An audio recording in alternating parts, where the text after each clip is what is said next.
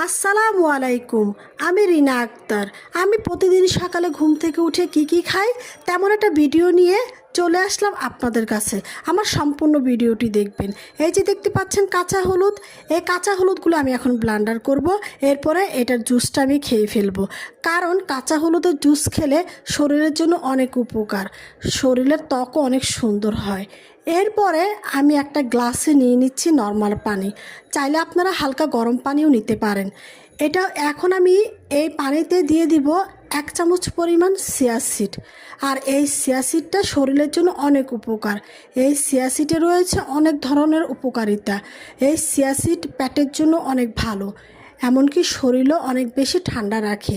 এই চিয়া সিডটা আমি নেড়ে চেড়ে যখন চিয়া সিডটা হালকা ফুলে ফুলে আসবে, তখনই এই চিয়া সিডটা আমি খেয়ে ফেলবো। তো বন্ধুরা, আপনারা চাইলে আপনারা প্রতিদিন খালি পেটে এই চিয়া সিডটা খেতে পারেন। এরপরে বন্ধুরা, আমি খাবো লাল আটার রুটি। লাল আটার রুটি স্বাস্থ্যের জন্য অনেক উপকারী। তারপরে খাবো আমি রং চা। রং চাও শরীরের জন্য অনেক ভালো। ওকে।